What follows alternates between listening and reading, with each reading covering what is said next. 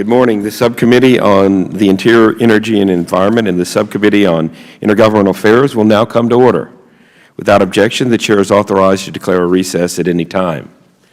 The Chair notes the presence of our colleagues from the Full Oversight and Government Reform Committee, and we appreciate your interest in this topic and welcome your participation today. I'd like to ask unanimous consent that all members of the Committee on Oversight and Government Reform be allowed to fully participate in today's hearing. Without objection, so ordered. Well, good morning. Today's Subcommittee on the Interior, Energy, and Environment and the Subcommittee on Intergovernmental Affairs will examine federal impediments to infrastructure development. Numerous reports over the last decade have documented how burdensome environmental regulations have delayed, if not completely derailed, important infrastructure projects. Today, we'll explore where these regulations have gone wrong in the hopes that we can pinpoint solutions that benefit American infrastructure and development. Under the Clean Air Act, every 5 years, the Environmental Protection Agency is required to evaluate and, if needed, set national ambient air quality standards, and that's called NAAQS, for those of you who don't speak government vernacular, to ensure that pollutants are not hurting public health or the environment. Currently, in my home state of Texas, we've got two regions, Dallas and Fort Worth, that are classified as being in non-attainment, which means they don't meet current standards for NAAQS. Because of this, the State Department of Transportation and metropolitan planning organizations located within these two regions are obliged to comply with transportation conformity requirements. Failure to do so can result in a loss of federal HIFA funds for those counties, along with many other issues associated with being in non-attainment. Conformity requirements entail additional analysis to determine how a potential product could impact air quality. These requirements lengthen an already significant planning process by a minimum of 6 months and have resulted in cost delays costing over $65 million just in the Dallas-Fort Worth and Houston regions. By forcing state and local governments to spend more money on burdensome red tape, fewer roads are paved, meaning there's fewer construction jobs and more traffic congestion, which in fact results in more emissions. In October of 2015, the EPA revised NAAQS and lowered the standard for ozone, a recognized pollutant, from 75 parts per billion to 70 parts per billion. Under this proposed revision, the San Antonio and El Paso regions will join Dallas-Fort Worth and Houston in non-attainment, costing even more jobs, running up expenses, and hindering much-needed infrastructure projects. In addition to the non-attainment issues, the National Environmental Policy Act, known as NEPA, has become one of the most burdensome regulations facing project development in America. This law was passed with great intentions almost 50 years ago, but has been expanded by constant tinkering by federal agencies. The time for a full environmental review for a highway project has grown from 2 years to over 8 in some cases. State and local agencies have to navigate reams of federal regulations and an alphabet soup of federal agencies, all of whom need to sign off on a project under NEPA. If they're able to make their way through the process, they often get the added joy of a lawsuit from an opponent, often an environmental activist group, or a not-in-my-backyard group who wants to stall the development or stop all development. While I've addressed highway infrastructure projects, rail, airports, pipeline, oil and gas development, and private sector development all face similar burdens. We have to find a way to stop this paralysis by analysis and get America building again while still protecting our environment. So that's my opening statement, and I'll now recognize our ranking member, Ms. Plaskett, for the Subcommittee on the Interior, Energy, and Environment for her opening statement. Thank you very much, Mr. Chairman. And thank you for calling today's hearing concerning barriers to infrastructure development, and I want to thank our witnesses for being here. More than most places, my district, the U.S. Virgin Islands, understands the importance of striking the balance between environmental regulations and development. The Virgin Islands are home to just under 107,000 people, with a cost of living 33% higher than even the District of Columbia's outrageous cost of living. Every dollar in the local economy is crucial to the survival of the citizens of these islands. This is why we cannot afford drawn-out delays in permitting for economic development projects. There are many projects in the Virgin Islands that have been subject to numerous delays through the federal permitting process. One of those projects has been ongoing for the last 10 years, with no final decision from the federal government. A draft biological opinion was issued, but it has been 18 months since the last correspondence to address the findings in the opinion. This is completely unacceptable. Tourism is the primary industry for the islands now. Tourism and travel, including the effects of investment, account for about 30% of the island's GDP. Nearly 3 million tourists come to the islands every year. Many of the tourists come to the Virgin Islands to enjoy our beautiful beaches, dive to see the coral, so we understand that protecting our natural resources and species is crucial to the island's economy. And we also understand that protecting the environment can add time and expense to the completion of a project that will employ our citizens, but we must find an appropriate balance. The U.S. Virgin Islands and other insular territories, while not major emission sources of greenhouse gases, and thus not contributors to global warming, are experiencing exponential adverse impacts of initiatives and regulations to remedy those things. While I am mindful that measures should be taken to ensure sustainable development, in many instances, technocrats within the ranks of federal agencies approach the Virgin Islands and places like us.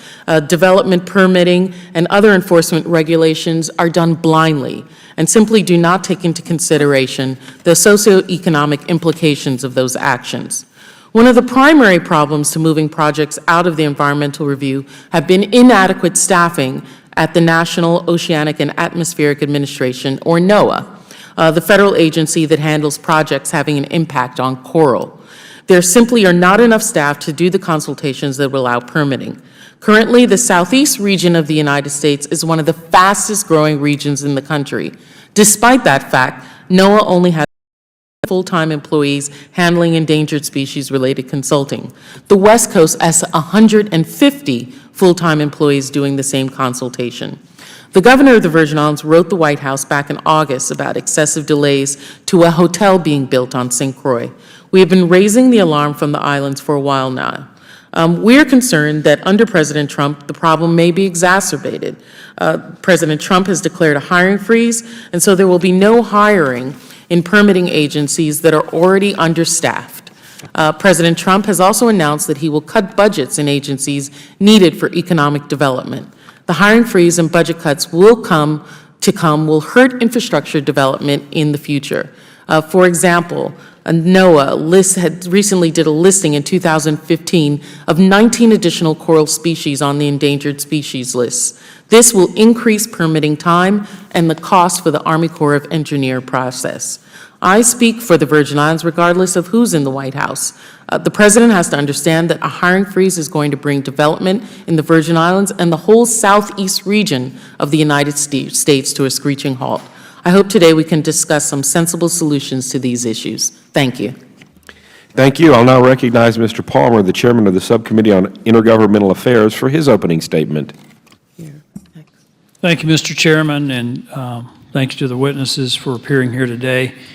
We're going to hear from witnesses who can attest to how the federal government is a roadblock to states and local communities and infrastructure projects, and hopefully develop some ways that Congress can assist in getting the federal government out of the way.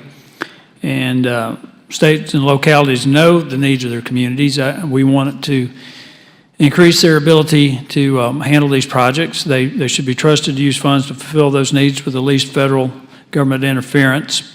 Many of these environmental regulations have become irrelevant, outdated, and abused by groups and organizations simply looking to block economic development rather than protect the environment.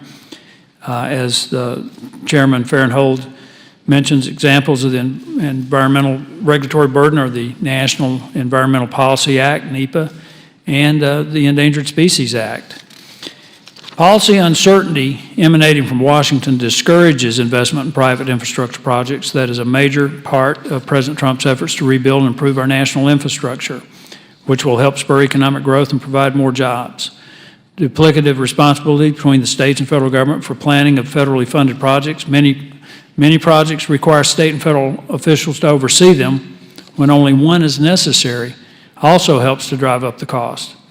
In 1956, the year the Highway Trust Fund was established, total federal, state, and local expenditures on administration and research accounted to 6.8% of construction costs. By 2002, that had risen to 17%. And overall, former head of the Federal Highway Administration, Robert Ferris, suggests that federal regulations increase costs by 30%. I think in some projects in my home state of Alabama, we've seen that those costs were doubled. According to one estimate, complying with federal rules raises overhead costs to approximately 25% of project costs, while the overhead costs represent only about 5% of project costs for locally funded roads that do not have to comply with the federal rules. Compliance with NEPA regulations is complicated and involves detailed documentation procedures. If planners do not know whether a project will have a significant environmental effect, an environmental assessment must be prepared. If the assessment finds that a project will have a significant effect on the environment, the Federal Highway Administration must create an environmental impact statement to document the expected effects of any reasonable alternative actions. Because they have to meet so many different requirements, many affected by NEPA, major highway construction projects take as long as 10 to 15 years to complete. For example, California's transportation corridor agencies have spent the last 15 years attempting to comply with federal environmental review process for a toll road under construction. Since NEPA became law, the average time required to complete an environmental impact statement for a federal infrastructure project has increased from 2 years to more than 8 years. The Obama administration recognized the burdensome nature of the NEPA process when it exempted 179,000 stimulus projects from environmental review. The goal, according to Secretary of Energy Stephen Chu, was to get the money out and spend it as quickly as possible. What I would add is that these regulations, particularly the Endangered Species Act, can serve to halt contract projects that have created extensive delays and added significant cost increases, especially on projects that have already started. We're holding this hearing today as part of an effort by Congress to find ways to continue protecting our environment while simultaneously encouraging infrastructure development and economic growth. I look forward to our hearing this morning and how it can play a role in beginning to streamline the regulatory process and devolve control back to the states. I yield back. Thank you, sir. I'll now recognize Ms. Demings, the ranking member of the Subcommittee on Intergovernmental Affairs, for her opening statement. Mr. Chairman, good morning, and thank you so much for this hearing today. And to our witnesses, thank you so much for being with us. I certainly support new projects aimed at repairing the nation's crumbling infrastructure and expanding the infrastructure to meet the needs of the population and the modern commerce. There are significant barriers to achieving that goal. Inadequate federal funding for infrastructure is a significant barrier. According to the American Society of Civil Engineers, $3.6 trillion in new investment is needed to fix the nation's network of bridges, roads, waterways, levees, and dams. Inadequate staffing at federal agencies to process development applications is a significant barrier. President Trump's hiring ban will worsen backlog development permit applications because vacant positions cannot be filled and more civil servants are approaching the age of retirement. But environmental protection laws are not a significant barrier.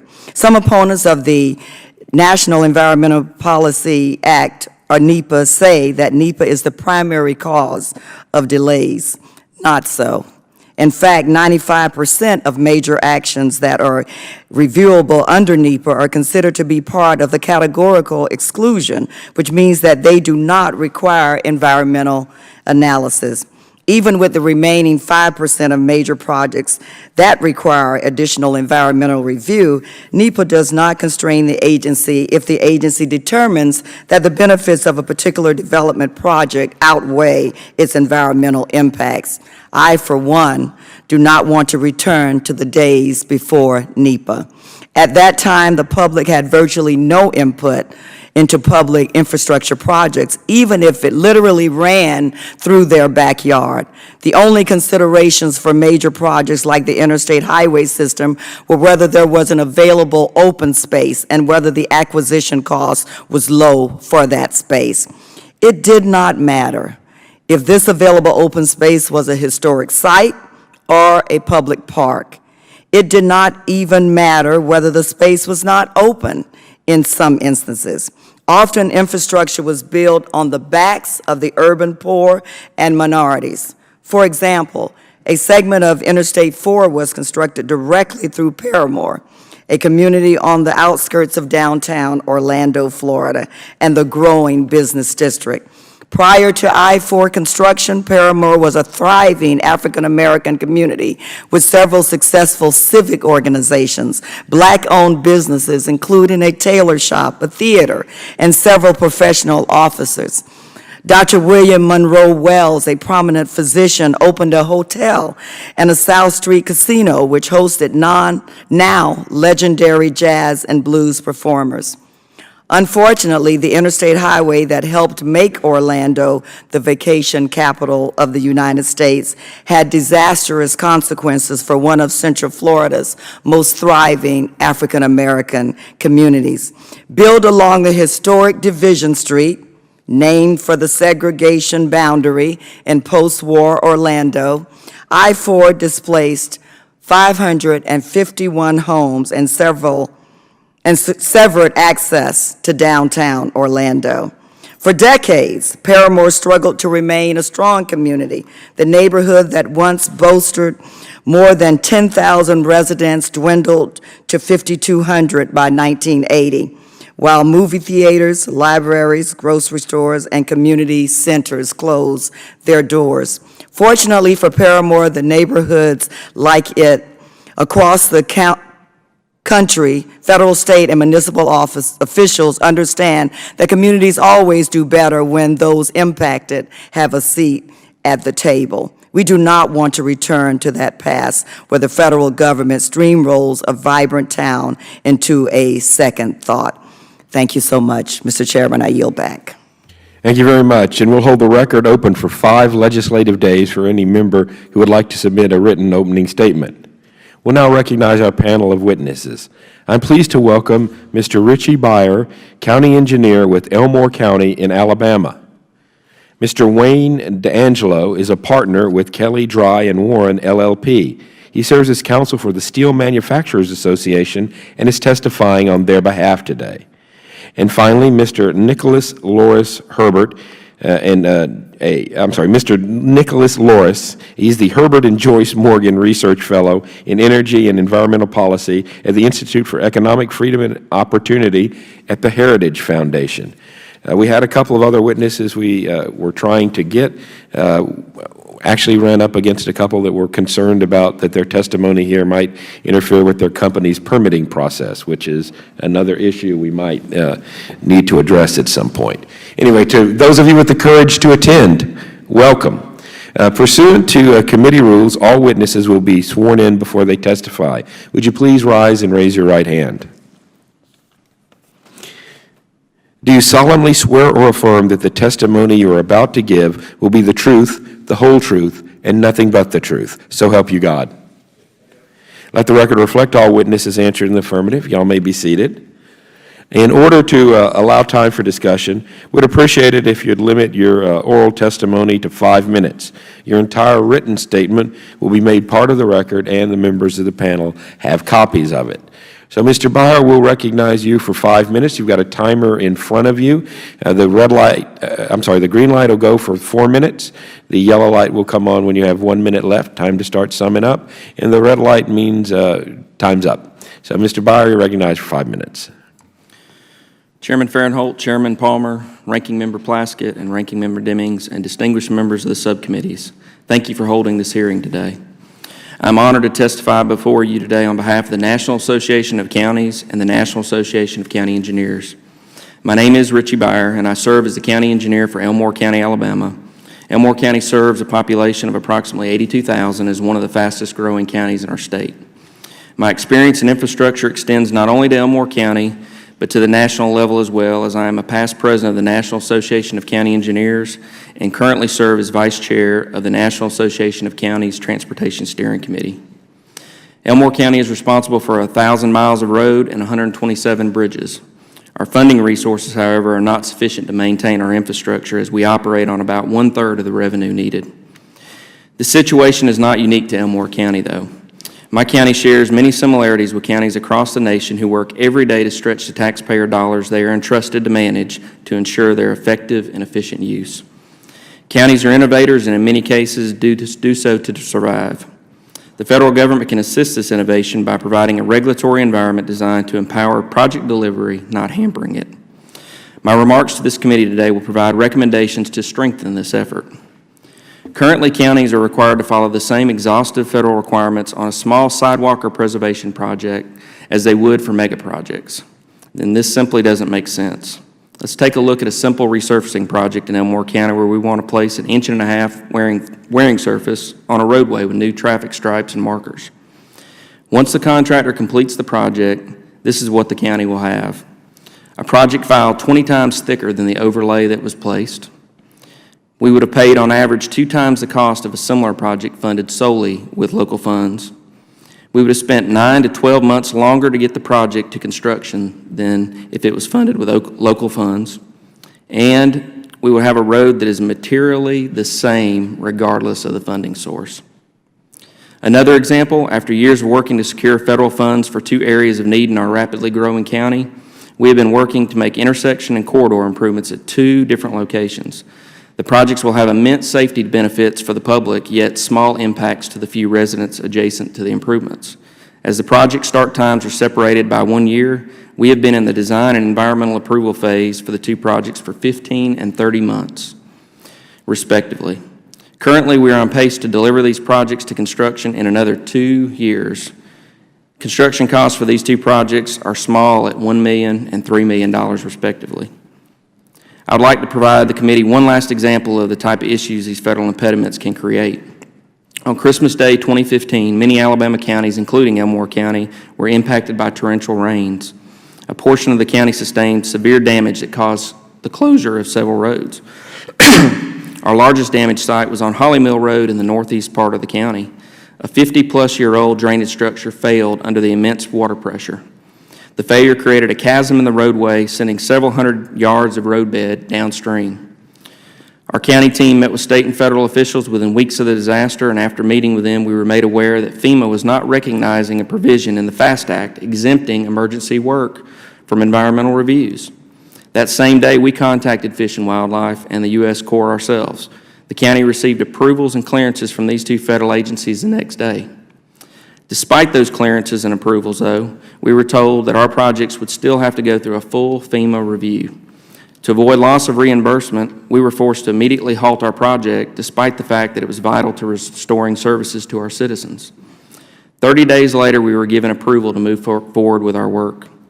So you may be thinking, well, that's fast for approvals compared to some of the other environmental horror stories that we hear. But the real issue is every day we delayed work, our community, our citizens, and our environment were negatively impacted. These examples point to some of the challenges we face in local government, and I offer the following 2 recommendations for ensuring we can provide our citizens the best possible services given our limited resources. First, we would like to recommend that Congress build on the principles introduced in MAP 21 and furthered in the FAST Act by creating exemption from all federal requirements if the project receives less than $5 million in federal funding. Second, creation of an exemption that removes all federal requirements and emergency repairs to any transportation facility damaged by a disaster would expedite restoration of services to our citizens, lower the cost of repairs, refocus the federal resources to be available to support and assist with recovery efforts, all while being accomplished without harm to the environment. In closing, counties stand ready to work with our federal partners to achieve our shared goals for strengthening transportation networks, improving public safety, and advancing our economic competitiveness. Thank you again, Mr. Chairman, ranking members, and members of the subcommittee for the opportunity to testify today, and I would be pleased to answer any questions. Thank you very much, and we'll get to the questions after everybody has given their testimony. Mr. D'Angelo, you're recognized for 5 minutes. Thank you. Thank you, Chairman. You need to get that mic really close to your mouth. In our budget consciousness, we got budget mics. And turn it on.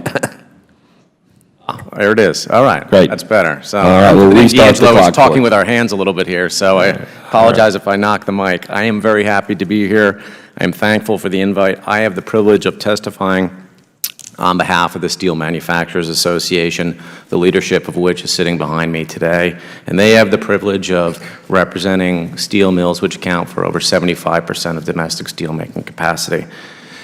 SMA members are not just steel makers, they're recyclers. through the use of electric arc furnaces, SMA members make steel from a feedstock of over 90% recycled scrap, millions of tons of scrap that would otherwise be disposed of in landfills. So they don't make roads or bridges or pipelines, but they will take this nation's aging infrastructure, or aging bridges and rebar, and turn it into the infrastructure of tomorrow, and that's pretty cool. And I can tell you that SMA members, SMA's leadership, and the 60,000 men and women that SMA companies directly employ are immensely proud of that fact, and that's why I'm here today. And I'm here talking about statutes like NEPA and ESA. So U.S. steel mills have a list of regulatory requirements that is far longer than my arm, and I'm not talking about those. I'm talking about NEPA and ESA, two statutes which most environmental managers don't have to worry about because steel mills are stationary sources and they generally don't have to interact with federal agency action that would implicate those statutes. And that, if we think about that, that's kind of a big deal because this is an industry that is fighting one heck of a fight against international competition and fighting against nations that don't have the environmental health and safety controls that we do. And they're not here talking about those controls that they're faced with, but those controls which American infrastructure and American government action are faced with. And those barriers we identify as NEPA and the ESA. And the reason they are barriers is because we as a nation have chosen to erect them as barriers to infrastructure development. NEPA, for instance, started with a very common sense notion that we should look before we leap. We should consider the implications of our actions before we take those actions, actions like Ms. Dimming spoke about. But we've sort of lost sight of the underlying purpose of NEPA, and that's to get to an action.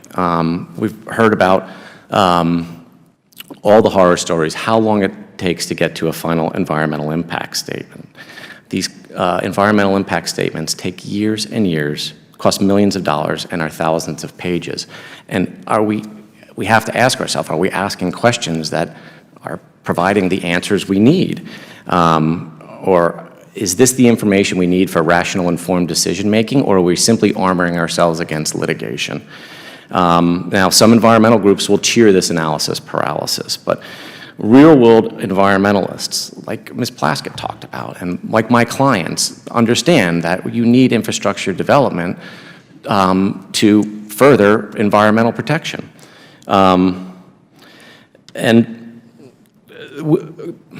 We've also weighted down our environmental analysis with more and more searching analyses that have really protracted decision-making. And there's no better example of this than the ESA.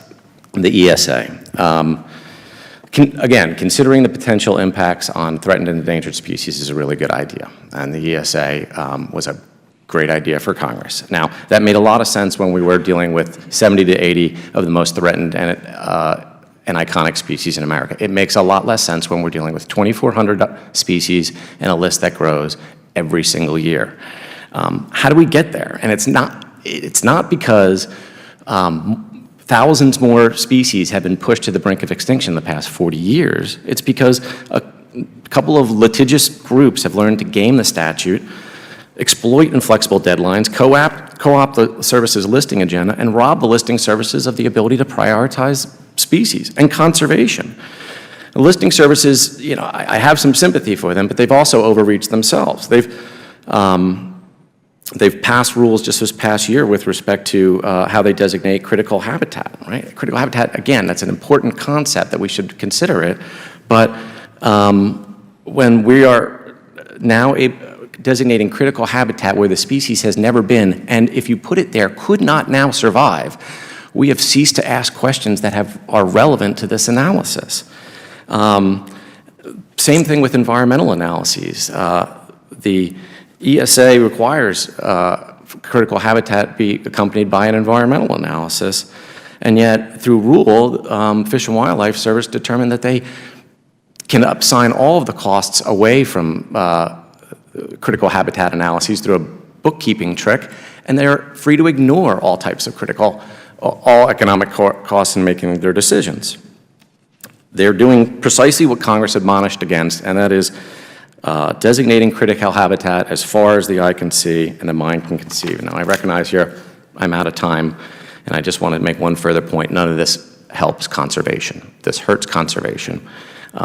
SMA is proud of their role in furthering environmental standards, and I'm glad to answer any questions. I appreciate the opportunity to be here today. Thank you, Mr. D'Angelo. Mr. Loris, you're recognized for 5 minutes. Well, thank you and good morning. I want to thank the distinguished members of the two subcommittees for this opportunity to examine environmental barriers to infrastructure development. My name is Nick Loris, and I am the Herbert and Joyce Morgan Fellow at the Heritage Foundation. The views in this testimony I express are my own and should not be construed as representing any official position of the Heritage Foundation. America has a clean, healthy environment as well as safe, high-quality infrastructure. However, we can improve upon both. Infrastructure investment and protecting the environment are certainly not mutually exclusive. Environmental policies that respect the rule of law, protect private property rights, and transition power to the states will drive economic growth and responsible stewardship. On the contrary, perpetuating the status quo or increasing the federal government's regulatory overreach hinders infrastructure investment, creates perverse incentives, and centralizes power in Washington, all for little to no meaningful direct environmental benefit. Our country's major environmental policies and regulations are long outdated and in dire need of reform. My written testimony identifies several environmental roadblocks, and I will briefly discuss 4 of them. As discussed, one major roadblock is NEPA, a statute that has evolved to serve as a tool to significantly delay and obstruct investment and job creation. As we've heard, the average time to complete an environmental impact statement for highway projects increased from 2.2 years in the 1970s to 8.1 years in 2011. Currently, 148 energy and transit projects are in NEPA review with nearly $230 billion in stalled investment. Some of the major problems with NEPA include differing interpretations of NEPA requirements, failed interagency coordination or a lead agency, a lack of hard deadlines, administrative bottlenecks, and the inclusion of assessing man-made climate change's impacts on these projects. Reforming NEPA will not compromise public health or safety, but instead remove duplication and establish a more streamlined, efficient process. In fact, the Obama administration recognized this when effectively waiving NEPA requirements for projects funded by the American Recovery and Reinvestment Act. Another issue is the social cost of carbon, which allows regulators to artificially inflate the environmental costs of a project. The federal government relies on 3 statistical models to calculate the alleged monetary cost of man-made climate change to society, which is defined as the economic damage that 1 ton of carbon dioxide emitted today will cause over the next 300 years. Not only is this calculation wasteful in terms of time and resources, these models the government uses to calculate the SCC are useless for cost-benefit analysis and for regulatory rulemaking. Subjecting the models to reasonable alternative inputs, such as changes to the discount rates and equilibrium climate sensitivity, which estimates the warming impact of a doubling of CO2 emissions, shows just how different the results can be. For example, in one of these models, using a 7% discount rate instead of 3%, combined with an updated equilibrium climate sensitivity, decreases the social cost of carbon by $34 per ton, a 102% decrease. Furthermore, attempts to forecast economic damages centuries into the future significantly strains the credibility of these models, but the use of SCC has significant real-world policy implications, including for infrastructure development. Yet another problem is the EPA's 2015 regulation for ground-level ozone, where the new standard is so stringent it approaches background levels in several areas and will force many new areas into non-attainment. These standards would have a direct adverse impact on the construction of all types of economic activity, including roads and other infrastructure, all for diminishing marginal environmental benefits. Perhaps most oppressive are the requirements for non-attaining regions to offset emission increases with cuts in emissions elsewhere, which means potentially redirecting funds or canceling infrastructure projects. The reality is that national average ozone levels have fallen 32% since 1980 and are on track to continue to decrease. The federal government should not continue to move the goalposts as states continue to meet the attainments of the 1997 and 2008 standards. Withdrawing the 2015 standard would unlock economic activity at the state and local level and prevent the threat of sanctioned federal highway funds or other penalties. Lastly, policymakers should examine and reform environmental roadblocks to privately funded energy infrastructure investments, not just examine traditional infrastructure projects. Federal ownership of land and resources, time-consuming leases, permitting, and environmental review stages needlessly slow energy infrastructure development. A few years ago, the U.S. Chamber of Commerce compiled a list of 351 projects, energy projects, stalled by environmental barriers. The authors estimate that the investment phase of these projects would generate $577 billion in direct investment over a 7-year construction period. And importantly, regulatory reform will benefit all energy sources and technologies, as nearly 40% of these projects were renewable energy infrastructure. In conclusion, anti-development regulations serve more as tools to protect the desires of special interests than protect the environment. Reforming environmental regulations with a focus on transitioning authority to the states, creating market incentives, and removing costly, ineffective regulations entirely will safeguard the environment at a lower cost and stimulate infrastructure development of all types. Thank you, and I look forward to your questions. Thank you very much, Mr. Loris. And I'll now recognize myself for the first round of questioning for 5 minutes. Mr. Barry, you're an engineer, and in your testimony, you told the story of actually having to do a full review of just doing a top coat on an existing road. As an engineer, by top coating that road, you're not taking any more land, you're not endangering any more species.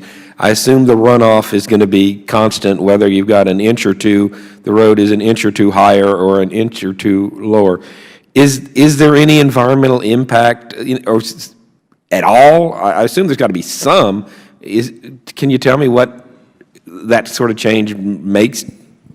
Chairman Farenthold, that's a very good question. I believe it was Ranking Member Deming that mentioned categorical exclusions in her discussion. And there are categorical exclusions for those activities. But even with the categorical exclusions, the other oversight that is involved to get to the point where you are categorically excluded makes that process much more lengthy. And that's when I'm referring to the 9 months to 12 months to get that project out there. In terms of the environmental impacts, no, you're not. We're preserving the road that is there. The impacts that we're mitigating by preserving that road, sealing that road up, allows for smoother traffic, allows for shorter trips.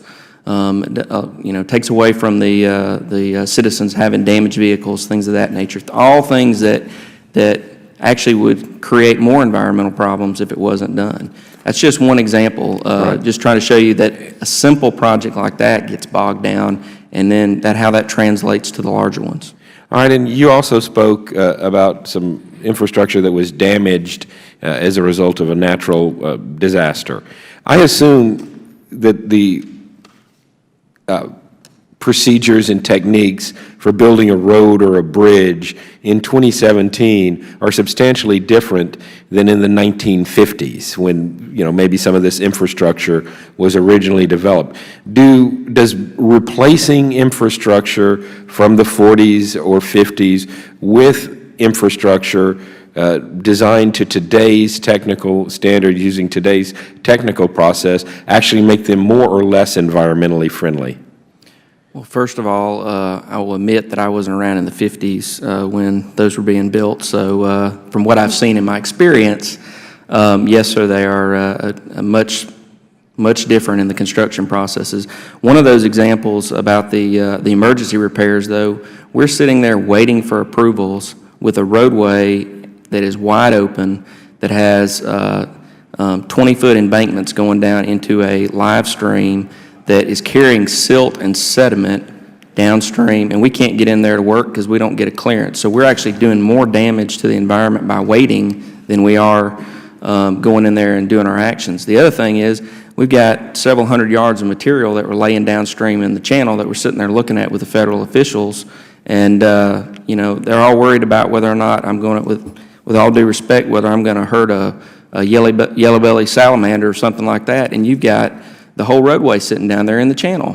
If they were there, they're down there with the debris. So realistically, that doesn't make much sense to us when we're trying to get services back to our citizens, sir. All right, super. Mr. Loris, you work at the think tank, and you study this a lot, and there's some concern that all these delays would go away if we just hire more people to do the reviews and create a bigger federal bureaucracy to deal with that. Do you think that's the case?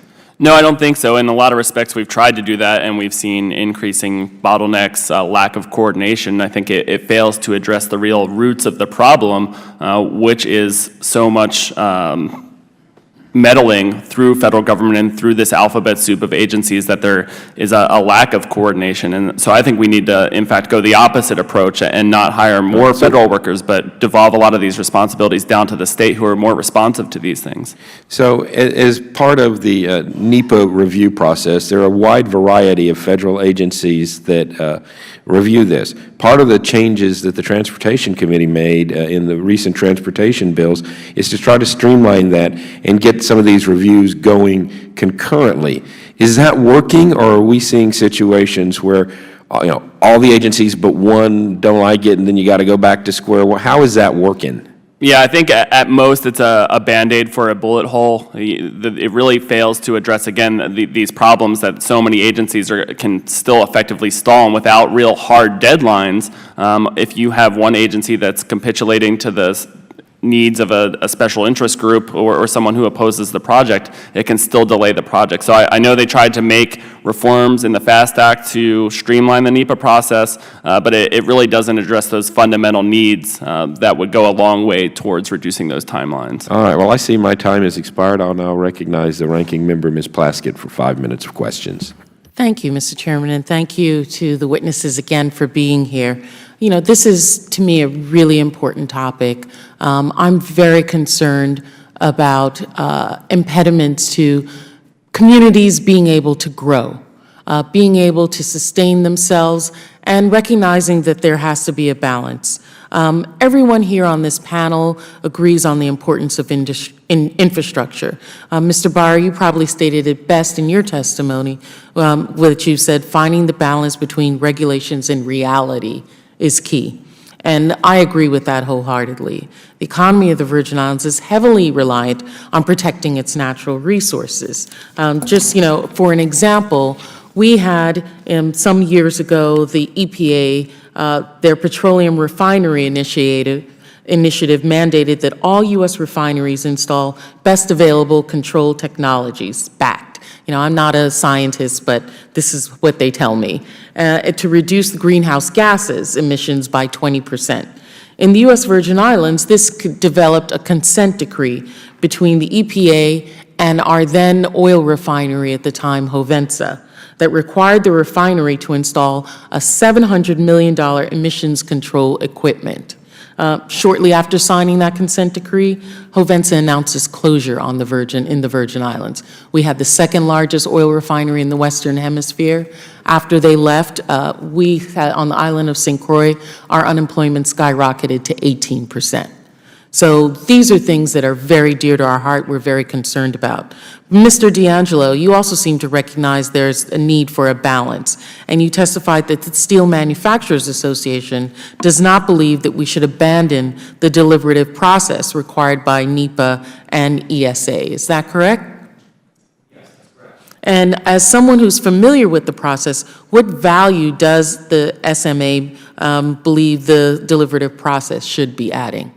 Well, I think as Congress intended in developing NEPA and the ESA, we want to look before we leap. We want to consider our actions. And we want to be able to involve stakeholders. But I question what stakeholder is going to be involved 8 years down the line and read thousands and thousands of pages for EIS, and how are stakeholders helped by simply where these processes become used as barriers to development, and they're used as paperwork exercises as opposed to ways to make reasonable, wise, informed decisions that avoid impacts, but also let important projects go forward. That's the balance. Has less to do with NEPA or ESA, right? Those were great ideas. Those were important ideas, and they were necessary, and they're necessary today. The problem is that we got a little bit far away from our purpose.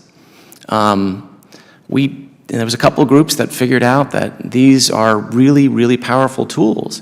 And if you don't like infrastructure and if you don't want development, then you can invoke processes that will mire down any prospect of growth. So right now, and, I'm not undervaluing that. I believe that there are those in the agencies that is their mandate. One of the other things I'm concerned with in some of these agencies, however, is the understaffing. And we in the Virgin Islands and many people on the East Coast have really experienced that they can't move fast enough between the projects. I talked in my opening testimony about the differences between the West Coast and the East Coast in terms of the personnel that's assigned. Mr. Byer, you being part of that Southeast region in Alabama, do you believe that there are inadequate staffing levels in the Southeast region which add to the delay in the development process? I think that the focus is off target, and that if their focus was on the larger projects and getting those through the process instead of some of the more simple, realistic projects that are the bread and butter of state and local government, I think that would address a good bit of your problem. When they're spending time on those simple examples I gave you, instead of focusing on the larger capacity projects that are impacting communities and things of that nature, I think their efforts could be better used there. So even with those, the shift in those, do you think that would solve the problem entirely, that there wouldn't still be a problem of staffing issues? I think it would go a long way to solving that problem, yes, ma'am. Okay. I mean, I know that in the Virgin Islands, we believe that, yes, there is maybe too many hands that are involved, the process takes too long.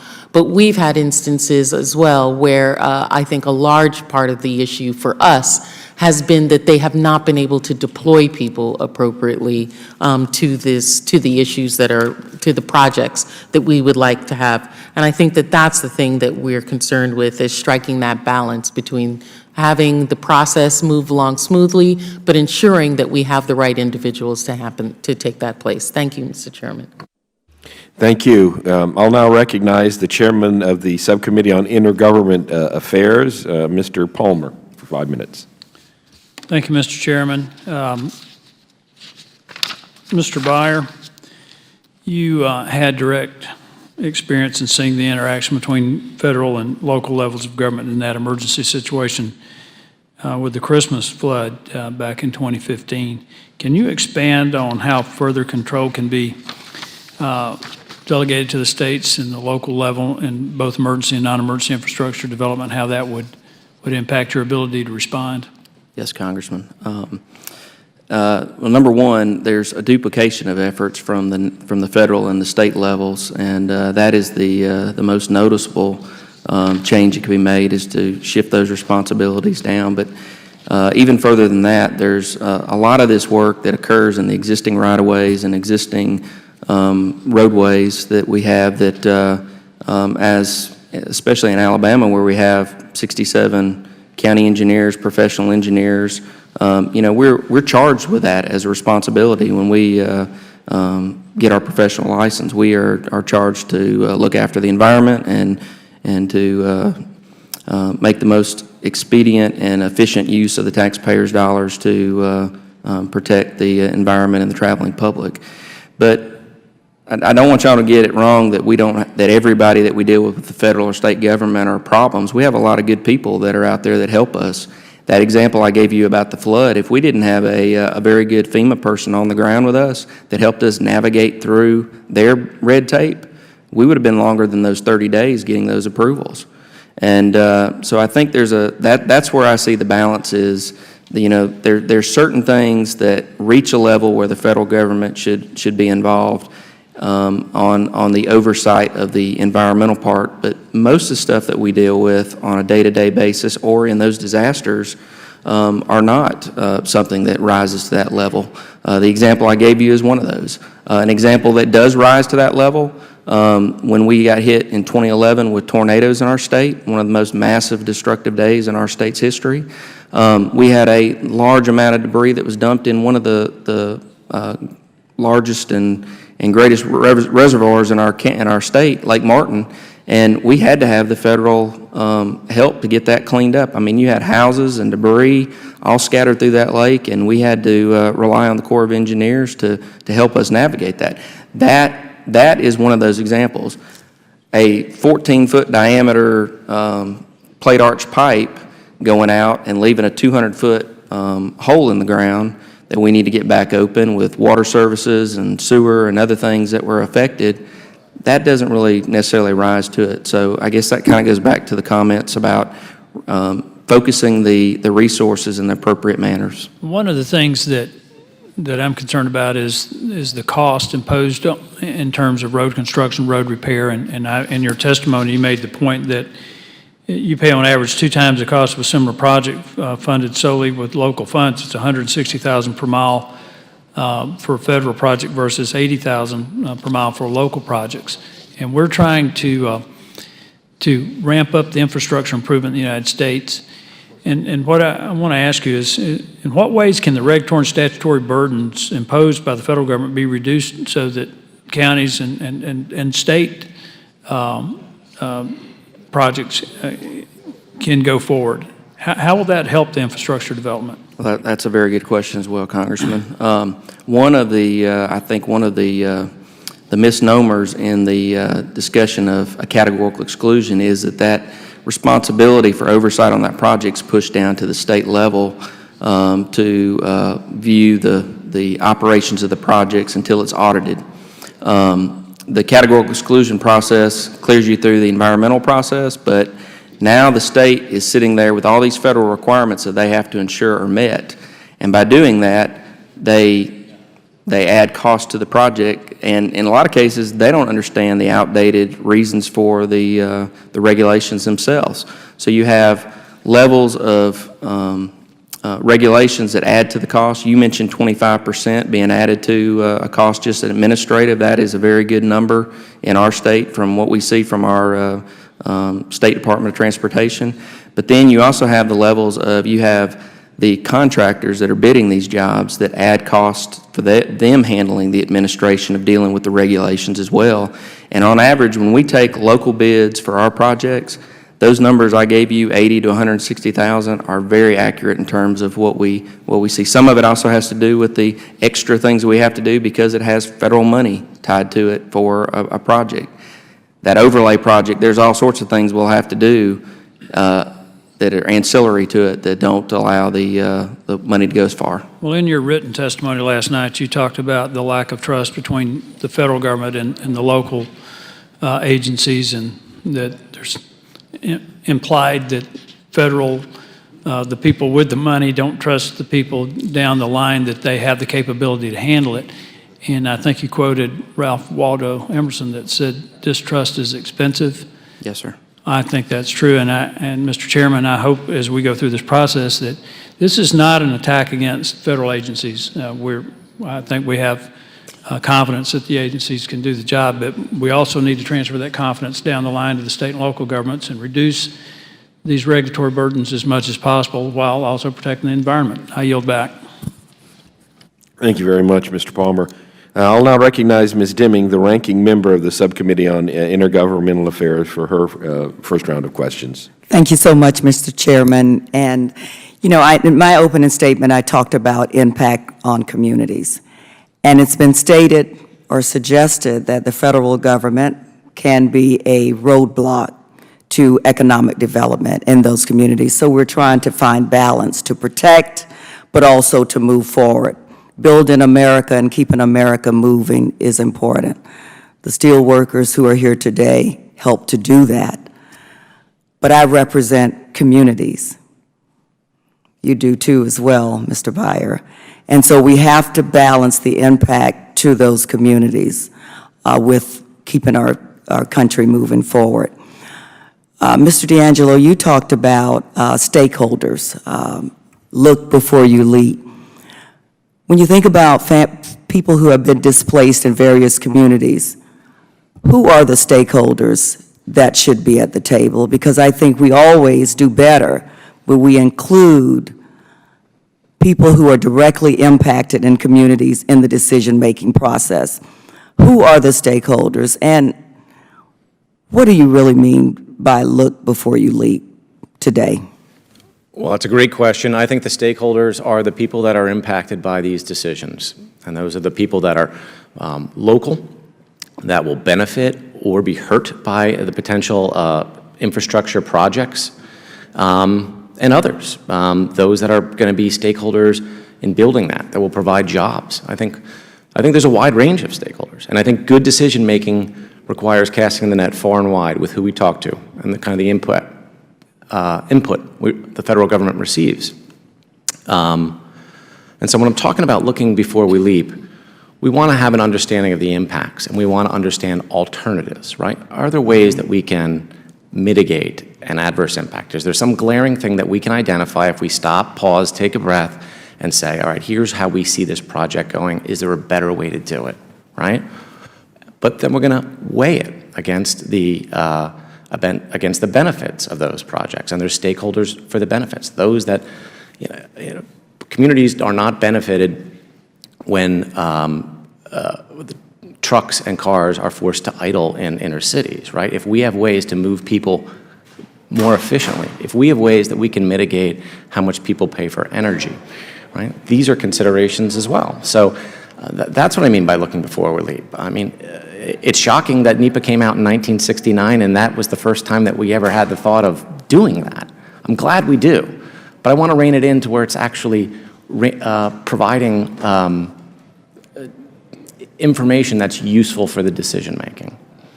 So I'll give it an example. We do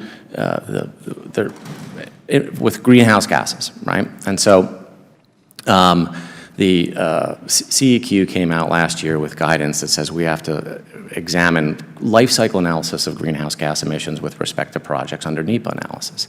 And that's all well and good.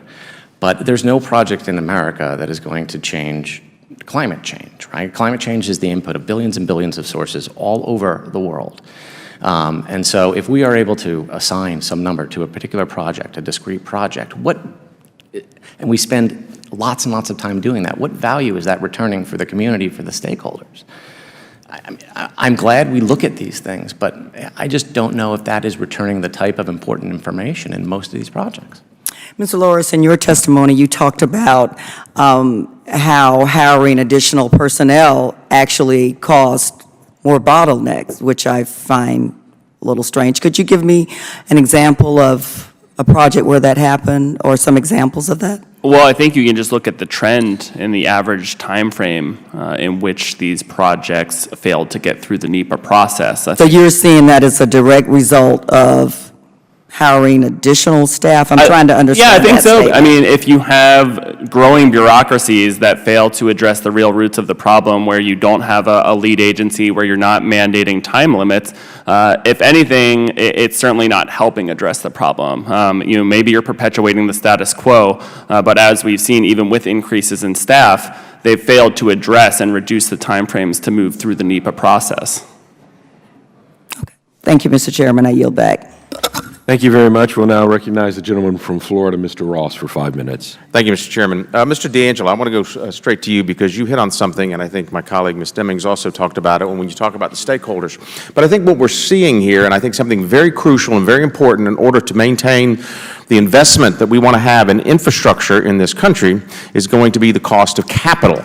The stakeholders there that are going to provide the capital necessary in order to make that investment, to be able to build our roads and rebuild our bridges and streamline what it is we need to have done. Now, the return on investment, and this is why it's important that I think that we get this straight under NEPA.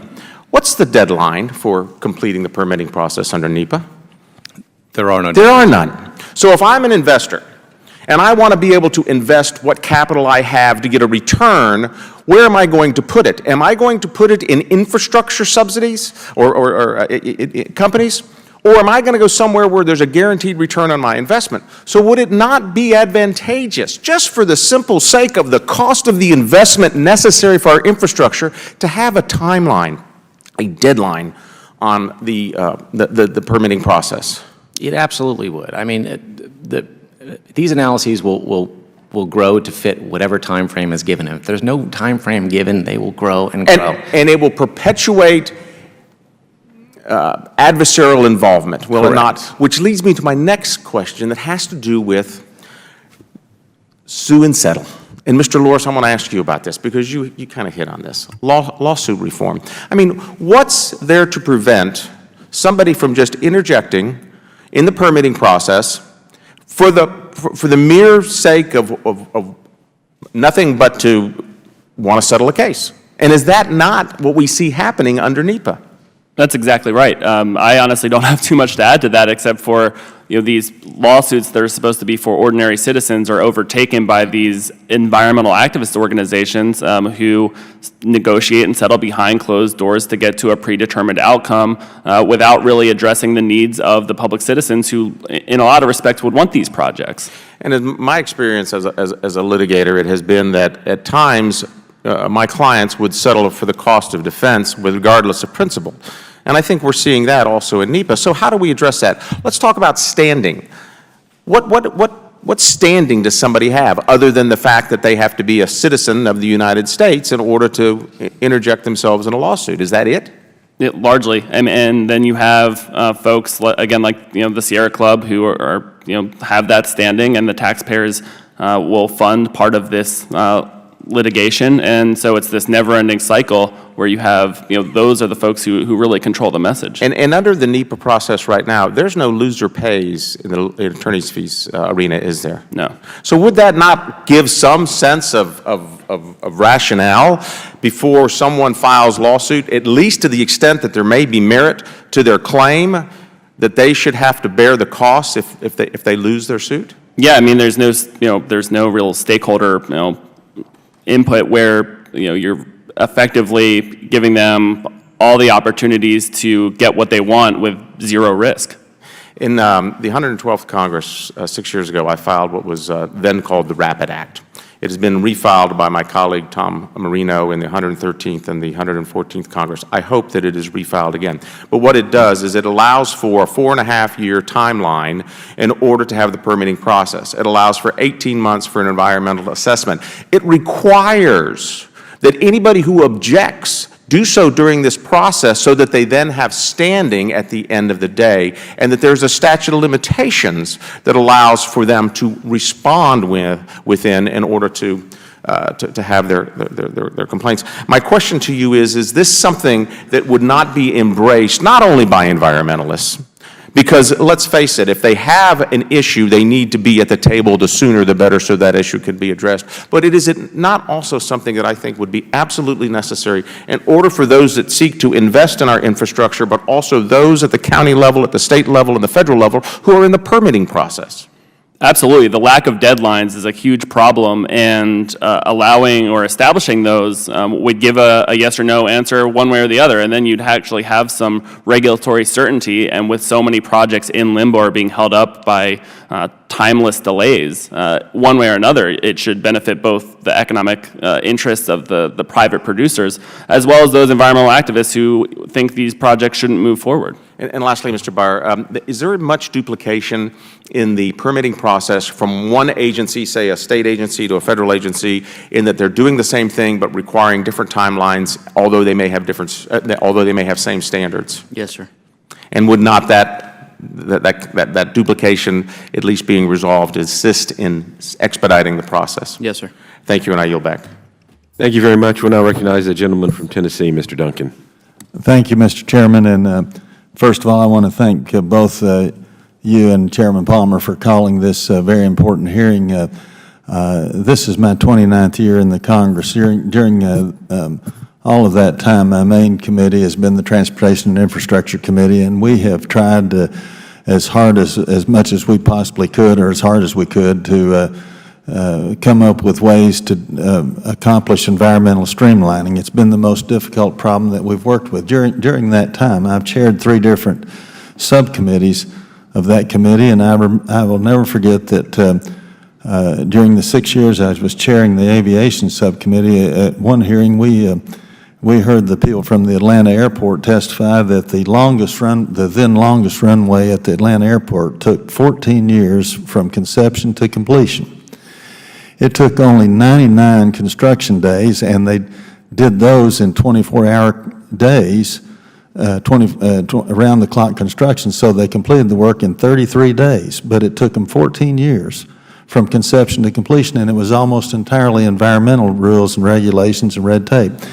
I chaired the Highways and Transit Subcommittee. We had hearings, and they told the Federal Highway people said they had two major studies that took an average. One study said 13 years, one study said 15 years for a new highway construction project. And these weren't cross-country projects. These were 6 or 9 mile projects. And it was all environmental stuff.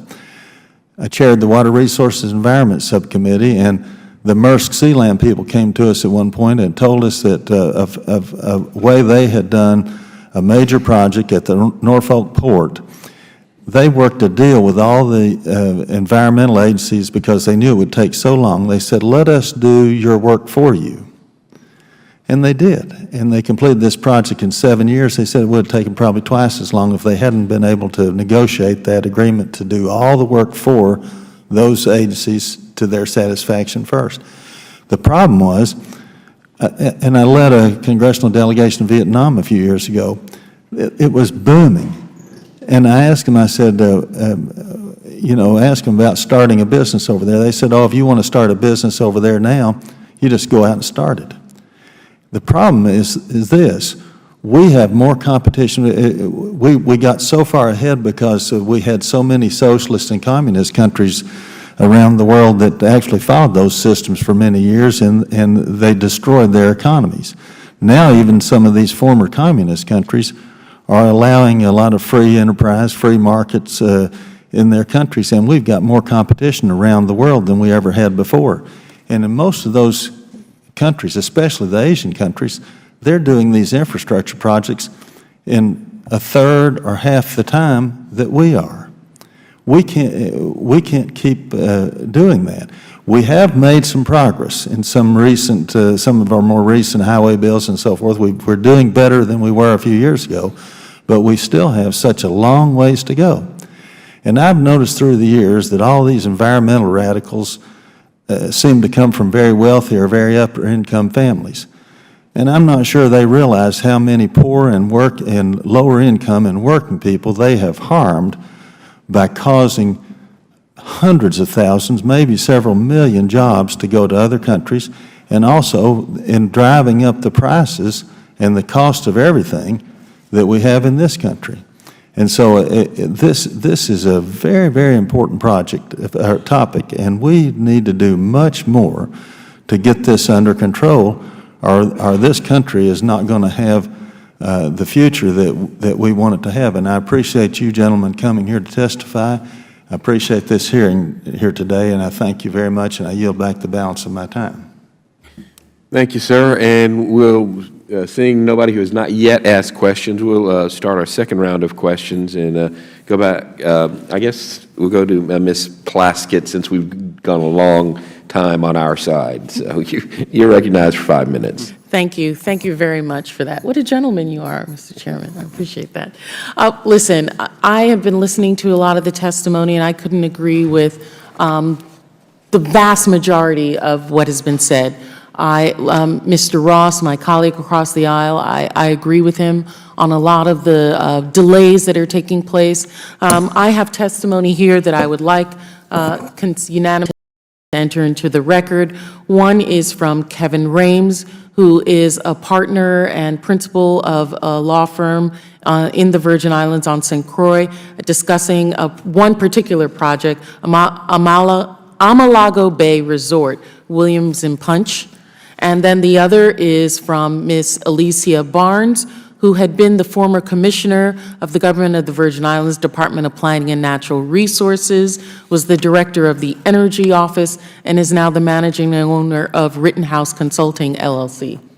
Without objection, they'll be entered into the record. Thank you. And both of those testimonies, thank you, Mr. Chair, speak to what we've been talking about here, the difficulties and the processes, the length of time that investors who, in the Virgin Islands, we are competing not with even other American jurisdictions that have EPA, that have NOAA, that have National Marine Fisheries and Army Corps of Engineers. We're competing with other Caribbean islands who don't have anywhere near the types of restrictions and environmental protections and such that the United States have. And we can't keep up. We can't complete. When the one project, Amalago Bay Resort, is to build a project on the island of St. Croix because we haven't had a new hotel built on the island of St. Croix in 30 years. How do you have as your major function tourism if you have not been able to build a hotel and the one project that you have has taken over 10 years just in permitting? That's mind-boggling, and it's hurtful to the people of the territory. Because while we understand the importance of the elkhorn, coral, and others, it provides for our protein, our fishes, and others. I can't eat coral, and my children can't eat coral. And the children of the Virgin Islands need employment and need something sustainable. But another issue that I wanted to talk about and wanted to ask you questions about was the notion of the one-size-fits, first-come, first-served basis, one-size-fits-all approach that is being done with some of these urgent agencies. Currently, projects for environmental review are prioritized on a first-come, first-served basis. That means that a small residential dock on Key West will come before a large dredging project that would have brought millions of dollars and hundreds of jobs to the Virgin Islands. Mr. Beyer, have you experienced problems getting key projects prioritized? And do you have any suggestions for how we can assure that crucial projects that jurisdictions identify can get to the front of the line? We have experienced times where we have had trouble getting responses back and getting an answer back from the different federal agencies. I can't speak to the fact of did I get behind a smaller project or a bigger project, but we have seen delays in that, and I know that our state DOT specifically has actually put money into funding slots at the different resource agencies to be able to prioritize our project. So you prioritize them at the state level? No, I think the federal agency still prioritizes them. What I'm saying is they put in money to pay for a resource Got you. agent that will actually help expedite their projects as they come in. So that still is only paying for a slot in Right. in a state, so. Okay, so what that comes down to is the other jurisdictions putting money in to the federal government too, and that doesn't make any sense. We all know that doesn't make any sense. But with the prioritization, and they always say that, they're taking them one at a time, they're working on them, they're pushing them through. They, at least when I've had phone calls, our governor have had phone calls, they always come back to the fact that they don't have enough. I'm concerned, and I know some of them on our panel may not be, that the hiring freeze is going to exacerbate the problem. I understand that a quarter of NOAA staff are going to be eligible for retirement by 2019. And although we have a culture that needs to be changed as well in some of these agencies, and the fact that environmental groups may come and exert a lot of influence, I can only imagine the backlog that will swell with unsustainable proportions if this were the case. There's room for improvement in the current process. We're hoping that you all can give us some of those answers, streamlining the process, prioritizing review of economic significance, and more importantly, enabling these agencies to serve the public through adequate funding and the staffing. I think that this is an area where a hiring freeze would not be best for the people, and a formulaic budget cuts is not the way to go in this area. But I want to thank you very much, Mr. Chairman, and I yield back. Thank you very much. We'll now go to Mr. Palmer for his second round of questions. Just a few questions, Mr. Chairman. I appreciate you allowing us to have a second round. Mr. Beyer, on average, how long does it take do you have to wait to ensure that projects are NEPA compliant? Simple projects like I was talking about with the resurfacing and all that, you're taking 6 to 9 months to get through that process up to a year. The other examples I gave you, we've been at it 12 to 18 months on those two projects in just the environmental approval process. And those are talking about slivers of right-of-way around intersections that have little to no impact on species, the residents, or anything like that to put in needed safety improvements. The courts have put a hold on the Waters of the U.S. rule, and looks like that's not going to be implemented. But under those rules, there would have been major restrictions on and new regulations on ditch water.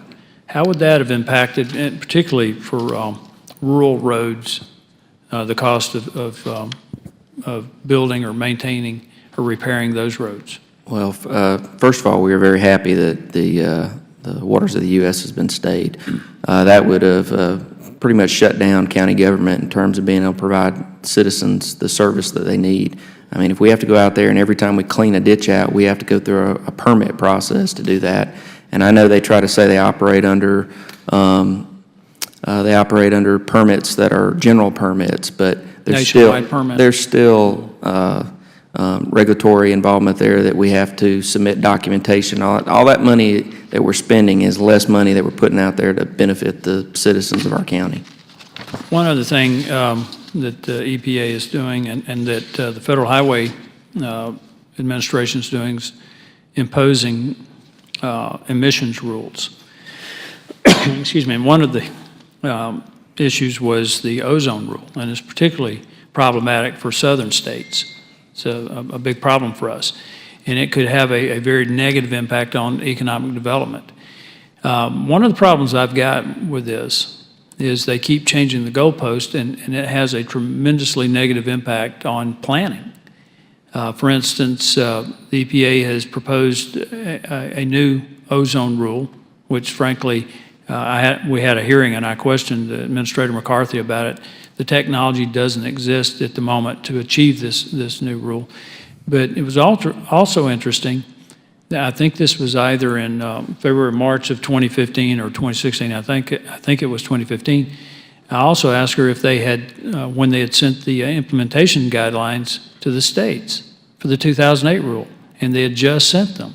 So when you have federal agencies, EPA or any other agency imposing these rules and then not sending the implementation guidelines, that has to have a very negative impact on your ability to plan and to get investments, even private sector investments for infrastructure. Would you want to comment on that? Yes, sir, I will. The last round of ozone requirements did not touch our metropolitan planning organization, but we were a borderline with that, and it would have had extreme impacts on the way that we were able to plan, whether it was on the transit side or whether it was on the highway side. And we were fortunate enough we didn't get impacted by them, but you're exactly right. The way that the documentation and the guidance was put out there was very problematic. It caused a lot of discernment for a year or so in the planning process as we were going through the development of our TIP. And so, yes, sir, you're exactly right. It's very problematic for that to occur. Well, I appreciate, again, the witnesses being here and Chairman Farenthold's willingness to hold this hearing as a joint subcommittee, and I yield back. Mr. Palmer, if I could speak very quickly on the NAAQS issue as well. Stationary sources. The Clean Air Act is one of the major drivers of regulatory costs for steel mills, and the new ozone standard has been set to a level that is near background levels. And we know, EPA has the data that there has been non-attainment in the West and in other places by virtue of emissions from China. my industries, competing mills in China and elsewhere. Right. And since Mr. D'Angelo brought that up, I'll share something else with you from that hearing that we had with Administrator McCarthy. I asked her if it was true that they had just earlier that year sent the implementation guidelines to the states on the new ozone rule, and she said yes. I said, is it also true that there's an internal memo in the EPA that indicates that if we don't implement the 2015 rule, we'll be in full compliance in 10 years? And she said yes. And I take note of the fact that not only are foreign competitors dumping their steel products into the United States, they're also dumping their pollution. I yield back. Thank you very much. We'll now recognize the ranking member, Ms. Demings, for 5 minutes. Thank you so much, Mr. Chairman. Mr. Byer, you're here representing the National Association of Counties, and I believe your county is Elmore County in Alabama. I believe you said it's 82,000, the fastest growing county in your state. Is that correct? It's one of the faster growing counties. One of the fastest. Go ahead and take the fastest growing. Would you say that you probably know your county and the citizens in your county know the local area better than the federal government? Yes, ma'am. And do you agree that local communities should have, I mean, as a person who's representing a local community, know the needs of that community, know the people, do you believe that your local community should have a say, just as I asked Mr. D'Angelo, in those local projects and what happens and what does not happen? Absolutely, absolutely. We are the closest to the closest government to the people. We can't do anything in our life without being talked to about Connected. the road conditions or the condition of the environment. So yes, ma'am, between the staff and the county commissions, they're closest to the people, and they have a good insight. Your example about the interstate, that was one thing that I was hoping I'd get to circle back to, a question for you. I think local government, we desire that involvement to make sure that we're part of that process in the planning. So when DOTs and the federal government are looking at major projects that affect communities, we want to be at the table to help make sure all the solutions are there on the table. And I think that's something that the national associations have put more in the forefront. But I think we'd like to see more and more of that, to where local government and gets the citizens involved. And I think that takes care of a lot of the issues that we're here to talk about today.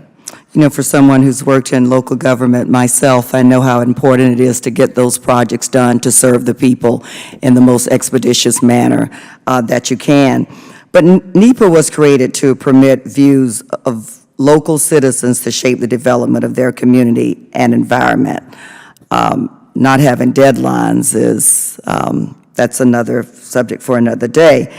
But what role do you believe, looking at the needs of your local community and how it impacts the citizens that you serve, what role should NEPA play?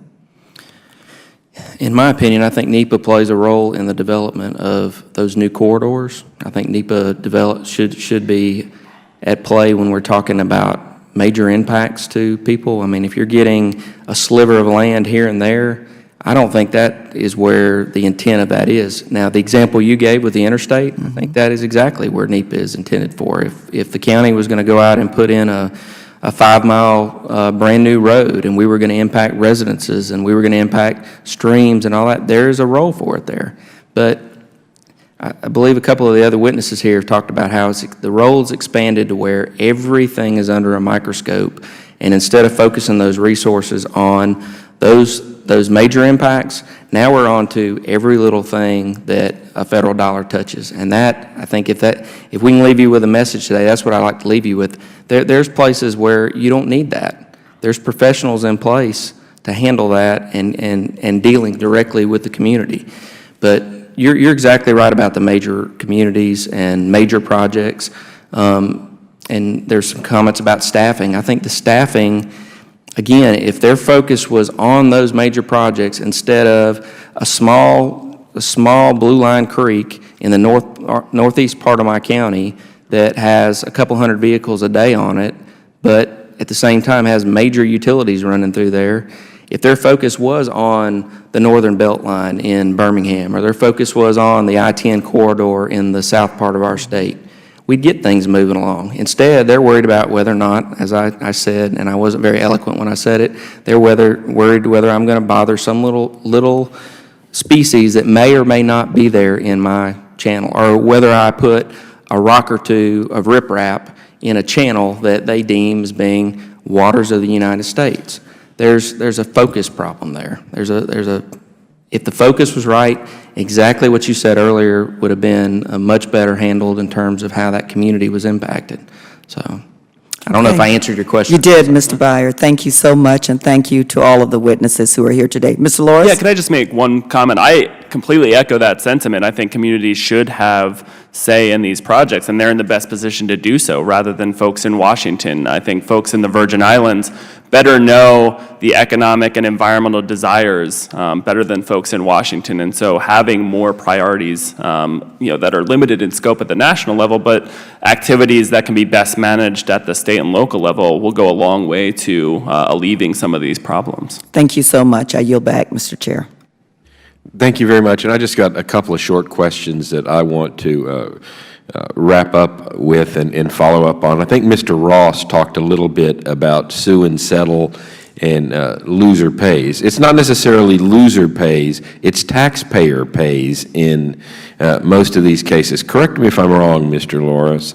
The way this is set up, any environmental activist group can sue under, pick the statute that we've been talking about today, to either delay a project or get a species listed on the Endangered Species Act, you name it.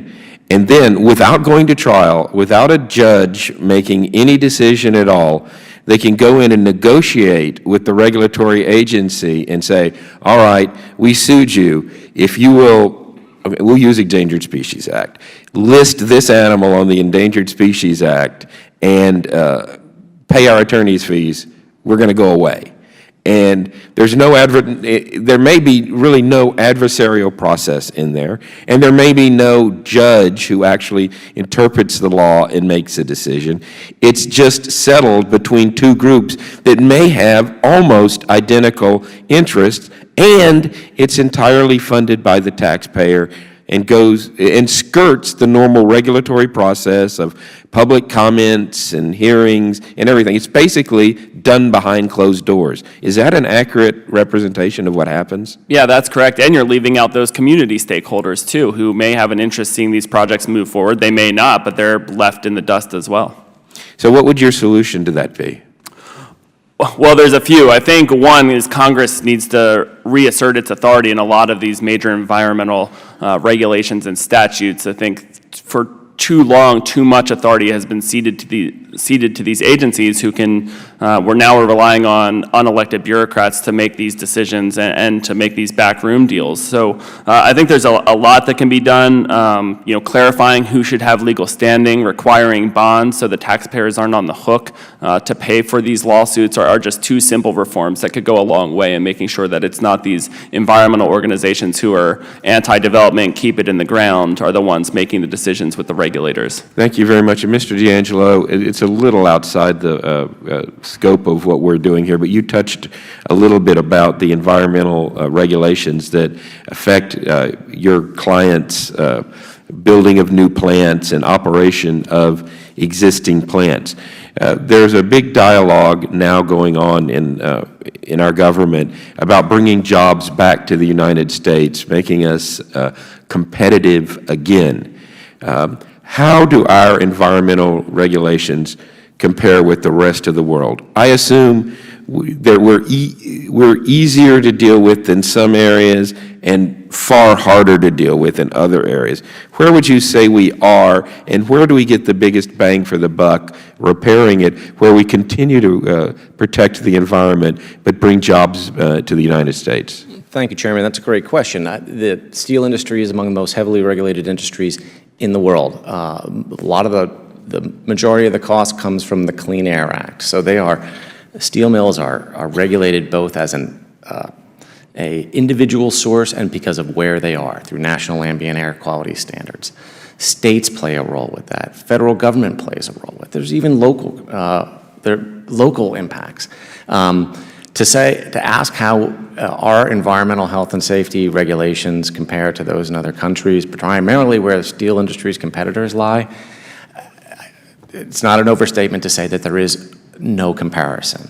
The steel we make here is made in the most clean, sustainable way. And if you care about climate change, you care about making your steel here as opposed to a factory in some other country that doesn't have these controls, putting it on a ship and covering it in diesel to get it all the way across the planet to be used in our infrastructure projects. The best and cleanest steel, most heavily regulated steel comes right here. I would also like, if I have an indulgence, talk about the ESA sue and settle because I've worked on some of these. It is not hard how these groups do it. There's two in particular, Center for Biological Diversity and Wild Earth Guardians. They know that the ESA has an inflexible deadline. After you file a petition, the clock starts. 12 months, if the agency has not responded to that petition, they have a lawsuit. 12 months means 12 months. Every court in the nation has said that. It's not one of these issues where agencies get discretion because you can't interpret it any other way. And so they lose every single time. And so when one of these cases comes up, they sit down with their lawyer, in this case DOJ, and DOJ says they got you dead to rights. And so they give it away. And who walks away? Two organizations walk away with the listing agenda. They pick exactly which species come and what order they go in, and those species are not ranked according to proximity to extinction or risk. They are ranked according to wholly distinct policy priorities of two organizations. These are not people in our communities. Ms. Plaskett, I am familiar with many of the coral issues. Center for Biological Diversity filed a petition to list, one single petition to list 82 separate species of corals. Now you can imagine the lack of rigor with one petition going to 82 species. And National Marine Fisheries Service unfortunately decided to list many of those, the discussion of which is mere paragraphs for any individual corals, right? And Ms. Plaskett, I've heard her speak on this. She's an advocate. She shows what the real world impacts are, what the real folks in her community. And I think it's sad. I mean, the 12-month deadline made sense until organizations started gaming it. And that doesn't help anyone, and it doesn't help conservation, excuse me. Listing everything under the sun is not going to help conservation. It is putting something on a list. There's been this aura built around it, but it doesn't do anything. We need to actually fund conservation, and we're not letting our services do that. Thank you. And I think Mr. Palmer has one more question. Did y'all have anything else you wanted before? Mr. Palmer, I'll recognize you to wrap it up. Thank you, Mr. Chairman. I really have a statement in regard to something that you brought up and Mr. Loris responded to, and that's the problem with sue and settle and consent decrees.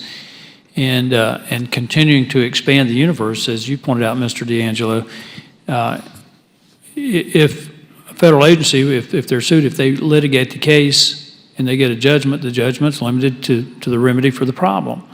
But if we enter into a consent decree, or as we do with these sue and settle cases, the judge appoints a special master or a control group, and they determine whether or not the remedy has ever been achieved. And those can go on for years. So I think that's something that would warrant further consideration, Mr. Chairman, and I look forward to working with you and others on these issues. I really think this has been a good hearing, and again, I want to thank the witnesses for their participation. I yield back. Thank you very much, and I too would like to thank you all for being here and your testimony. I would like to ask for unanimous consent that members have 5 legislative days to submit questions for the record, and without objection, that's so ordered. If there's no further business, without objection, the subcommittee stands adjourned.